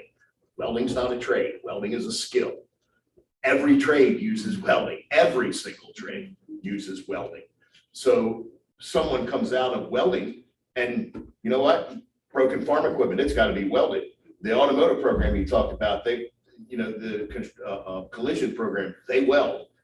I got a friend of mine that owns a body shop. He took welding at Cat North, and now he owns his own body shop. I don't know. I'm just spitballing here. We're in the middle of a meeting. Maybe I shouldn't be, but that is something that we need to discuss. Figure out how do we make it work that they go through. They're in a youth program. They've got some OJT. They've got some industry education. And they enter an apprenticeship program. They've done everything we're trying to get them to do. Yeah. How do we make that count? I think that, I'm sorry, I'll let you start and then I was gonna. And so, in that piece, I think it's a really valuable point that you mentioned. And so thinking about our panel today, our IT person, right? He was like, I may want to go to post-secondary and do a 4-year. I may want to go straight into work. And so I think if we are able to create like seamless opportunities for students to do that, as they're going through maybe that youth apprenticeship, it's 450 hours, to your point, not an apprenticeship, more of the pre-apprenticeship. But if it can give them 450 hours of direct knowledge within the industry, get an industry credential, graduate, and then they have all of these options.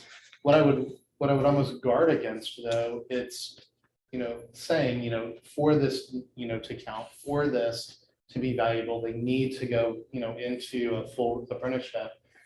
And maybe that's not what you're saying. I would just guard against that. I'm saying that you need to make sure it's an option and easily accessible if that's the route. For the industries that an apprenticeship exists, it should count, that's what I'm saying, not.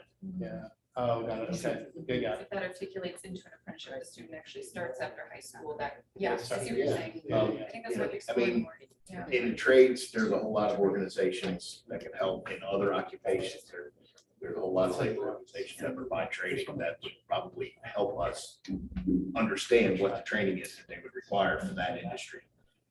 That's one group. There's a whole bunch of other groups Yeah.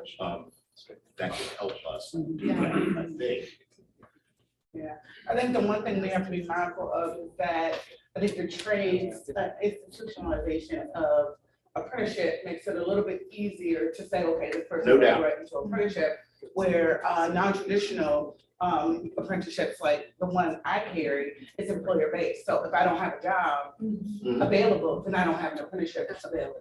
And so, not saying that that's going to happen, because we try to make the apprenticeable occupations our in-demand occupations, but we also know there are shifts in the business. So we got AI coming in, we have all these things coming in, and as we're preparing students 2 and 3 years out, what we project as a need may not actually be the need. So if we're doing this as a committee for all apprenticeships, I think we have to look at, regulating standards that will work across all industry. And I do think maybe there is some wiggle room in here, to your point, to say, if you're doing an apprenticeship, right?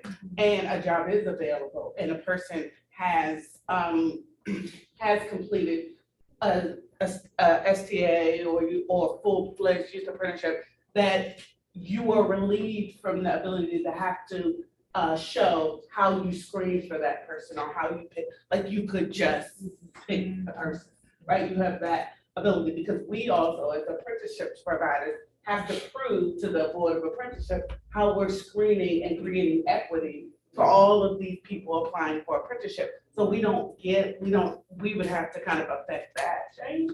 Well, that's what direct entry is, and that's allowed. And you're allowed direct entry for people that have some type of prior pre-education and it doesn't necessarily have to be exactly your industry. It's got to be close. But you can direct enter those people because you know they're going to be successful. You don't necessarily need to assess them, but they've already got some prior education in the industry they're entering. So you're allowed to do that, but you need that language in your apprenticeship standards, and that's MATC and not CTE. That's why you're here too. That's why you're here too. And I know we have to move pretty quickly, but I will just say, I think it sounds to me like this is something worth digging into on our next stage of the process on this document, so that we can get right, does it change any of those first 3 bullets? And or is it a to-do item that takes longer to develop? Maybe that's in this. I did want to point out a few things for everybody, and I see a couple hands, so I will just some quick comments. I'll briefly just say, to kind of tie back to the point that implementing what's in here as it currently is written would be a significant change and would require certainly a push to expand registered apprenticeships, create them in occupations where maybe they don't exist right now, which I know is part of kind of Maryland's overarching goal around apprenticeship and workforce development, certainly in line. It would also be a big change for existing youth apprenticeship programs in Maryland as well, under the Apprenticeship Maryland Youth Apprenticeship Program. So I want to direct the committee's attention after this, and certainly for our public viewers, when it comes time for kind of some public comment, I do just want to direct attention to a few important pages. Pages 4 and 5 include kind of a summary of existing tools or allowances that support the expansion of school to apprenticeship, and some recommendations to-dos potentially for other agencies and for the CTE committee to support to help with that expansion further. Page 10 in the appendix includes a table that kind of outlines roles and responsibilities under school to apprenticeship and under AMP youth apprenticeship, kind of whose job is it to recruit employers, whose job is it to design the programs, things like that. And so I do think those pages will be very important, really all of it, of course, but very important as we're gathering stakeholder input to make sure it's clear that we have what we need here, that the guidance that people need in order to be able to really roll more of these out and implement these exciting opportunities for students is provided here. So I wanted to direct attention to those pieces as well, again, just because this does entail, I think, some big changes to how we do apprenticeships for high school students. I saw a couple quick hands maybe up, so I'll just Dr. Bull. But just a hypothetical, let's say we have a senior, right, who has no background knowledge of CTE, so she may be registered late for the program. Do we push that student and say that they do not have the 450 hours qualified for the AAP? So do we push them in the track of STA, seeing that they are looking for post-secondary education beyond that, which they can't get in that last year? And with the 45%, will they meet that qualification for that standard, for that senior, just hypothetically speaking? Yeah, no, it's a good So- question. I think so. So the answer, I think, is yes, and here's why. You're gonna run into a number of scenarios like that, right? First and foremost, because we're working with high school kids, and sometimes they just don't know till they're senior, right? Yeah. It happens. The second piece of that is our denominator for this is every high school graduate, which means in order to hit the 45%, we have to extend apprenticeships and IRCs beyond the traditional space of CTE, right? Which means that in that scenario, there are kids that may not go through a traditional CTE program of study that will still need an apprenticeship or may want an apprenticeship, right? The third part of that is whenever I hear something new, my first go-to as the former person who used to do master scheduling on a campus is, how is this going to impact the master schedule for my teachers, for my students, for us, right? And the answer to that is, very clean. This document will go into a lot of detail. But the bottom line is 450 hours on a youth apprenticeship may be a lot of hours that a student doesn't have time to fit in their schedule, particularly if they're a senior, right? So school to work, think about it in this way. It's still a full registered apprenticeship. That's going to be 2,000 to 6,000 hours, depending on industry in Maryland, right? Some hours before they graduate, the rest of the hours after they graduate is sort of how you think about this, right? And so it gives a lot of flexibility then for the student, for the circumstances, for the scheduling, all of those things. It really is, from a former administrator perspective, it gives 1,000 more times flexibility and still gets kids directed into the places we know that they need to be. Yeah. And with that being said, I think it would be helpful, and this may be something that we can consider if we continue to expand on it, is that we did a great job with the chart saying who regulates it, but maybe a chart that really shows structural differences between youth apprenticeship, school to work initiative, pre-apprenticeship, just so people can actually visually see the clear difference. Yeah. And Rachel, really fast, we lose Dr. Wright in 3 minutes. Yes, that's where I was going next. I'm gonna take Go over, for if that's it. okay. Okay, so what is in front of us, I just wanna underscore part of what CTE committee and those of us who've been working on this, our CTE committee staff and those of us working on this recognizes there is an extremely tight tie between the definition that has been proposed in terms of how we define high school level of registered apprenticeship and how we define industry recognized credentials. So I want to encourage every member of the committee to really look at these things in conjunction, not separately, because they're tied. One is embedded in the other.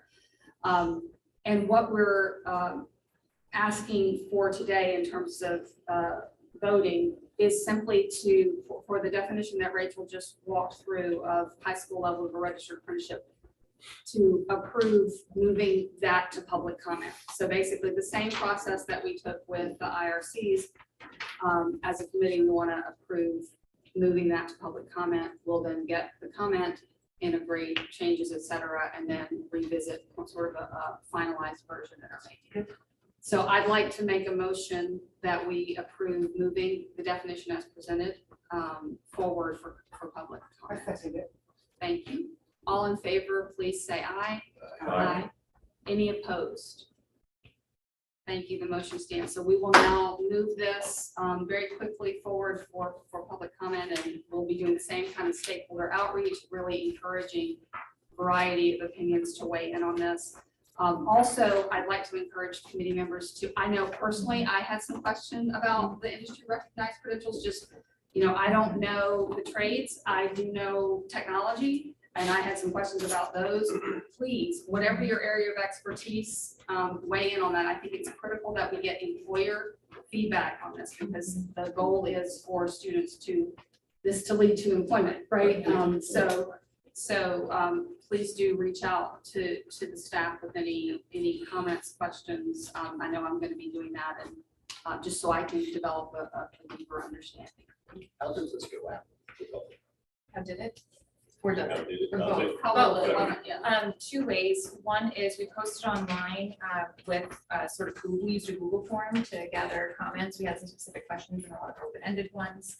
We'll do something similar for the apprenticeship piece. And if the committee's interested in seeing what the questions are before we put it out, happy to disseminate that for review. We'll be following back this meeting with some reminders, timelines, things like that, including for input on the credential list.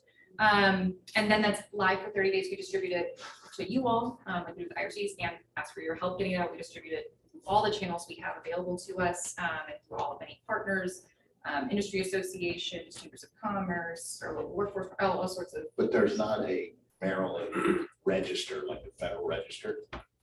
There is a register, and we did not do that with the industry recognized credential document. I believe that's because of the nature. I can check back into the reasoning. I believe that was when we checked into that was because of the nature of this particular type of document. Okay, but it's a word of mouth we need to help spread. Yeah. See if they Okay. publish a notice in there, maybe, you know, Yeah. the guidance. Right. Yeah. Thank you. Yeah. Great. Thank you all for hanging with us. I think this has been a great meeting. Really appreciate all of the input. I look forward to, we've got a lot of work cut out for us over the next 2 months, 3 months-ish. So in the May meeting, just so everyone has this in mind, what we're aiming to do is bring CTE, draft sort of CTE framework plan that then incorporates these two pieces along with the others. And I just want to say it's good work, great work on both. Credentialing pieces is very important. You can see the effort that's gone into it, so great job. Are these documents now shareable? Because I know some LEA folks are chomping at the bit to look at that. Yeah, that's a good question. I would say they're shareable, but I would caution that we may, as we post for official comment, if we have a couple tweaks based on just even little questions we got from committee members and everything, there might be small changes, but no big fundamental ones, so shareable. Yeah, they'll be. We have the ones we have to post, at least on the apprenticeship one, because I think we probably want to have people know. Yes, yeah, for actual comments, yeah. Yeah, okay. So look at this for now, share it for now, and then the official one, we'll share out through the channel. Yeah, and we are, and I guess I should clarify, we are obliged to post our meeting materials. So these will be available on our website as they are right now, either way, but we will be more officially disseminating for the official comment. Great, yeah.